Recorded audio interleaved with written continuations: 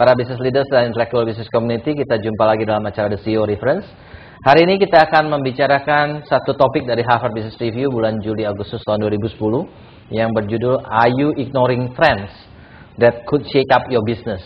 Sebenarnya intinya dari artikel ini adalah membicarakan bagaimana kita sebagai businessman ini bisa melihat satu tren dan bagaimana tekniknya supaya kita bisa mengambil manfaat dari tren yang terjadi. Dan hari ini saya mengundang seorang yang luar biasa, Pak Hengki Setiawan. Beliau adalah CEO dari Telesindo Shop. Kita beri tepuk tangan dulu. Kenapa saya undang Pak Hengki ke sini? Karena kita tahu bahwa Pak Hengki ini bisnisnya di seluler. Dan Pak Hengki di dalam Telesindo Shop ini bisnis utamanya adalah jualan pulsa, Pak ya? Iya. Tapi jangan pikir pulsa itu 50.000, 100.000, 25.000. Jualannya Pak Hengki ini triliunan. Ya. Dan saya bisa mengundang Pak Hengki ini karena saya juga dengar dari teman saya. Teman saya ini bisnis di bidang lain. Dia bilang saya masuk ke bisnis sama-sama dengan Pak Hengki. Tahunnya, ya, kira-kira tahunnya 90-an ya. 90-an. 90-an ya. Tetapi saya masuk ke dalam bisnis yang konvensional. Pak Hengki masuk ke dalam bisnis yang seluler, dan saya melihat ternyata Pak Hengki yang benar. Jadi trennya itu yang luar biasa sehingga Pak Hengki menjadi berlipat-lipat lebih kaya dari teman saya. Teman saya aja udah kaya, apalagi Pak Hengki gitu ya. Nah, jadi kita harus banyak belajar dari Pak Hengki. Bagaimana sih, kenapa sih Pak Hengki itu bisa melihat tren seperti itu? Apakah satu kebetulan ataupun satu hal yang lain?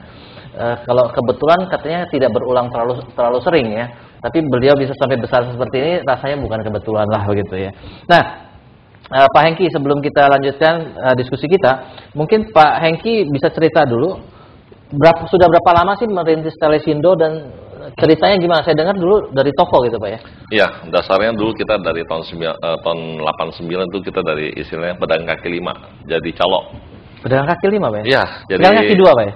masih kaki lima jadinya.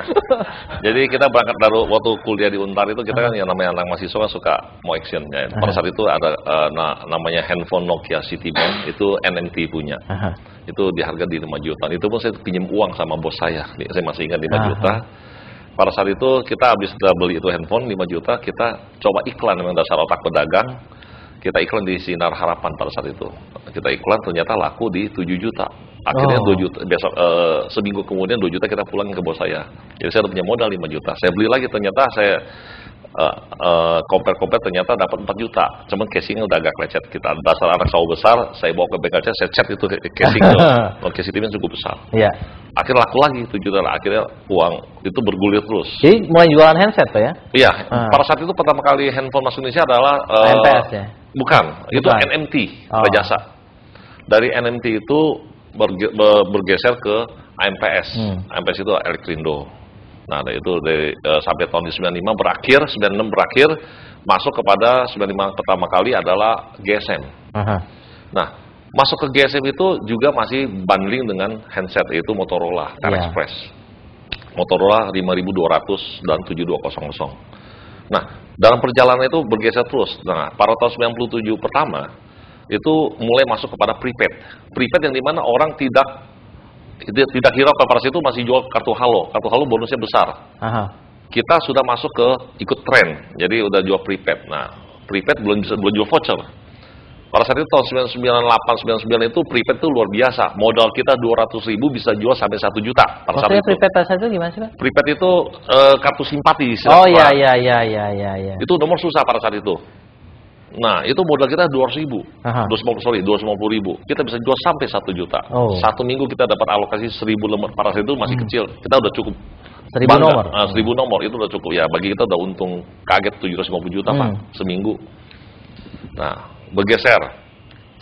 Tahun 2002, Telkomsel itu join lah Singtel. Singtel masuk ke Telkomsel. Nah, pada saat itu, toko kita kecil, Singtel itu mentransfer knowledge dari para Singtel ke Indonesia itu mereka kita di challenge, you harus buka toko retail harus spreading. Jadi tidak bisa jemput bola lagi, tunggu di toko, datang orang beli nggak bisa. Jadi kita harus buka toko cabang banyak. Pada saat itu tahun 2002 kita ikutin challenge dari orang Singtel itu, namanya Pak Yun Kwan Moon. Kita ikut. Pertama kali you harus buka 35 toko. Saya buka 50. Saya selalu mau berbuat lebih daripada teman-teman saya semuanya. Nah, dari 50, 2 tahun kemudian nggak bisa. You mau buka nasional, Kak? Oke, you buka toko sampai 200. Saya buka 250 toko.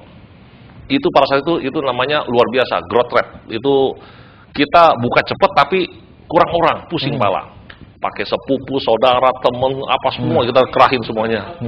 Tapi import dari teman-teman kampung. Dari teman-teman SD, kuliah, apa semua, kumpul semua udah habis. Akhirnya pada saat itu tren udah mulai berubah, wah nggak bisa, harus pakai manajemen lebih profesional. Nah, kita hijack lah orang-orang profesional untuk bantu distribusi retail kita. Nah, dari dalam perjalanan itu kita tahun 2007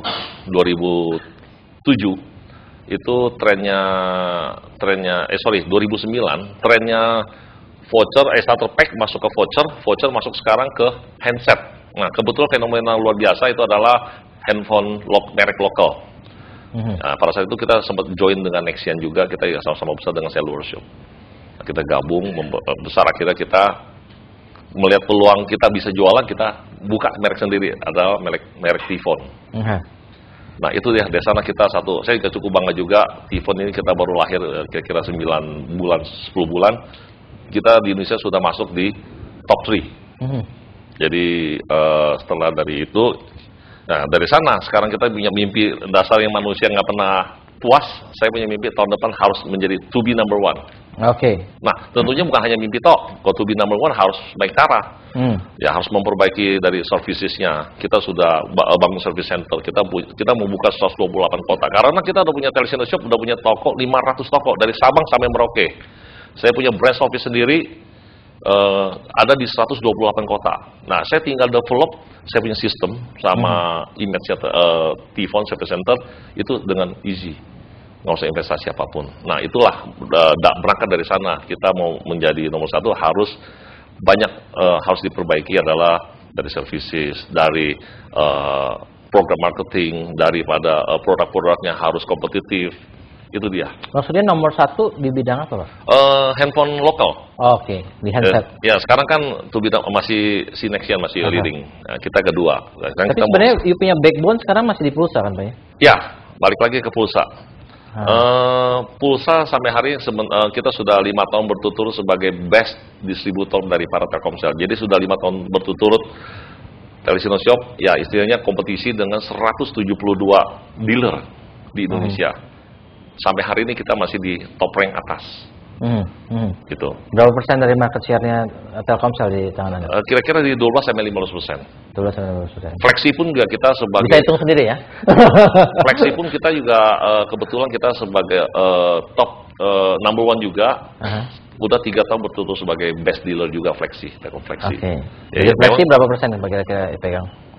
Flexi kira-kira di 20-an lah. 20%. Jadi kebetulan memang kenapa saya bisa selalu menjadi ke 1 ya, karena itu adalah fokus. Kalau udah fokus harus yakin. Itu adalah prinsip yang sederhana sekali. Jadi kerja sesuatu kalau kita fokus dan yakin, satu saat akan mencapai goal tertentu yang kita aim. Pak, tadi kan kalau kita lihat you punya business started with you jualan handset, ya handset kemudian masuk ke voucher satu ya, kebetulan pada saat itu ada handphone jual, untung tertarik, terus di handset kemudian baru masuk ke dalam voucher. Sebenarnya you bisa besar sampai sekarang itu leverage terbesar waktu jualan voucher ya, Pak ya? Ya, betul. Kebetulan kalau Telkomsel jual voucher Telkomsel itu istilahnya anak kecil pun bisa jualan juga atau itu, karena memang itu sudah satu kebutuhan pokok ya kalau yang namanya voucher ya, siapapun pasti pakai. Sampai di gang-gang pun itu sekarang tuh di rumahan dia cuma modal 1 lemari mereka jualan. Itu luar biasa. Memang kebetulan sekarang saya sudah membawahi 70.000 reseller. Itu toko-toko lapak-lapak itu setiap minggu pasti berinteraksi sama saya, cabang-cabang saya untuk beli voucher. Target saya tahun depan adalah 200.000 reseller. Tentunya saya nggak mimpi, wah gila nih Hengki ini 200.000 reseller, mana mungkin.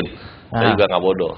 Saya pakai cara adalah pakai konsultan. Saya udah dengan salah satu konsultan terbesar di sini adalah Pak Hermawan. Kita ada kontrak dengan mereka. Bagaimana membangun jalur distribusi saya menjadi 200.000. Nah, bagaimana memaintain dalam waktu sehingga mereka royal sama kita. Bagaimana mereka itu royal sama kita bisa jangka panjang. Itulah tugas-tugasnya Pak Herman bersama dengan orang kita untuk membangun jalur distribusi. Memang terus Pak Herman adalah pernah sukses di raja distribusi di rokok. Pak Hengki, nanti kita lanjutkan lagi diskusi kita karena kita harus break sebentar. Jadi buat para business leaders dan intellectual business community, silakan Anda ingin bertanya ataupun memberikan komentar, silakan SMS ke 0896 kali 788. Kita break untuk segmen berikutnya.